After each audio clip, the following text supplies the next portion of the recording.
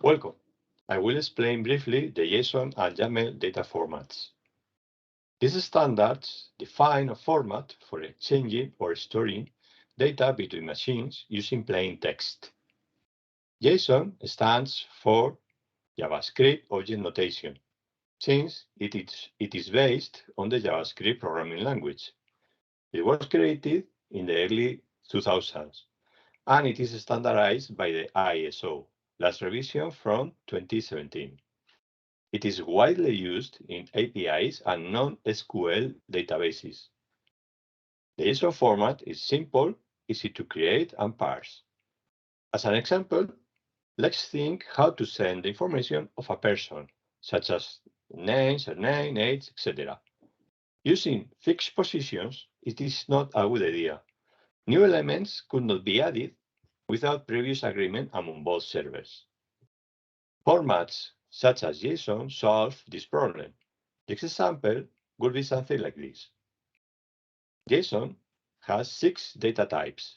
Firstly, the objects, which are a collection of attribute value pairs separated by commas within a start and end curly brace. Each attribute value pair consists of an attribute, which is always a quoted text, a column, and a value.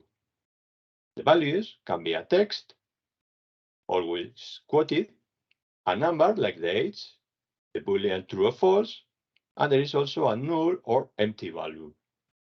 In this case, John is not married. Finally, the value can be an array type, which is an ordered sequence of values of any type separated by commas within square brackets. In an object, the order of the attribute value pairs doesn't matter. This example can be extended by adding new attribute value pairs that would be ignored by recipients still working with the old version of the format. For example, we could add the postal address. Note that in this case, the value of the address attribute is a nested object within its own brackets with a street, number, and city. As you can see, JSON allows nesting of objects inside objects or inside arrays.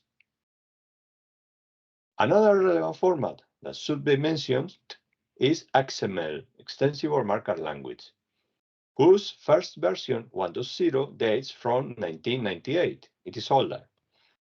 We can see here our example writing in XML. It is more redundant. It does not distinguish between text or number types. It is more complex to read and parse, but it's also a more formal language than JSON. Finally, the YAML format. Initially stands for yet another markup language. Come on, another one. It was born in 2001. This format is equivalent to JSON with the same data types. In fact, it incorporates the JSON format as a valid YAML format, like the JSON we see here that is also valid for YAML. But YAML also has a more readable format where the start and end braces are replaced by indents that mark the beginning and end of a block. It is not necessary to quote the text unless it could be misinterpreted as a number or Boolean. Hyphen are used for the elements of an array, in this case, golf and football, and support comments. Here, we can see the example using the 3 formats.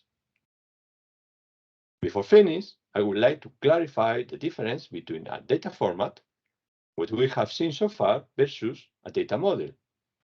In the example, I have chosen the attribute surname, but it could be last name, lower, upper, etc. Data model details the text used for an attribute, if it is mandatory or optional, the type of value they admit, if it is text or number, etc. But this is outside the scope of JSON, YAML, or XML, which are just data format.